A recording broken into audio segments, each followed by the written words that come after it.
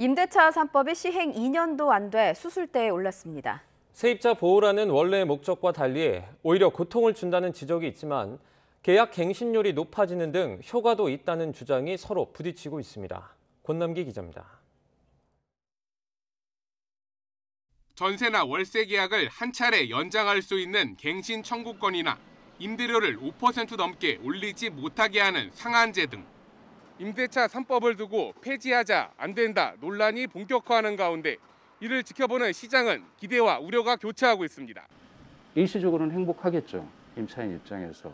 그런데 2년 동안은 굉장히 불안과 공포를 가지고서 아주 일방적인 권력관계 속에서 임차인이 일방적으로 손해를 감수하고 참고 빌어야 하는 상황이. 폐지를 밀고 나가는 인수위는 임대차 3법이 준비 없이 시행되며 결국 거주를 불안하게 만들었다고 강조합니다. 임대차법이 시행된 지 2년이 되는 올해 8월 전문가들에 따르면 전세 시장의 불안 발생이 우려된다는 의견이 지배적입니다. 계약을 연장해도 2년 뒤 임대료가 급등할 가능성이 크고 전세 매물 감소와 전세의 월세화 등 부작용이 더 많다는 이유입니다. 실제로 임대차 3법 이후 서울의 아파트 임대 매물이 15% 넘게 줄었다는 조사도 있습니다. 그 임대인과 임차인 간의 갈등도 거의 2~3배 늘어났고요. 이로 인해서 이제 임대 시장이 굉장히 그 매물도 줄어들었거든요. 임대차 3법을 만든 민주당은 당장 반대하고 나섰습니다. 법 시행 뒤 계약 갱신률이 70%에 이르는 등 주거 안정 효과가 나타나고 있다는 겁니다.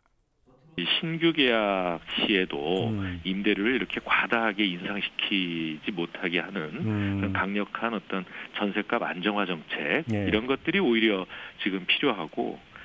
지난 2020년 8월 시행 이후 갱신권을 사용했던 전세 물건들은 오는 8월부터 시장에 나오게 됩니다. 법 시행 때보다 늘어난 서울의 전세 매물량 등을 살펴보면 임대료 급등을 우려하는 8월에도 가격 변동이 크지 않을 거란 전망도 있습니다. 지금 벌써 3월인데도 지금 가격이 못 오르고 있잖아요. 그러니까 4, 5월, 6월에도 이게 만약 유지가 된다면 우리가 우려하던 상황이 차찬의 태풍처럼 조그맣게 끝날 수 있는 가능성이 높다. 민주당이 다수당인 만큼 임대차 3법 폐지 논란은 상당 기간 이어질 거로 보이는 가운데 오락가락하는 제도에 따른 혼란은 오롯이 시장의 피해로 남게 됐습니다. YTN 권남기입니다.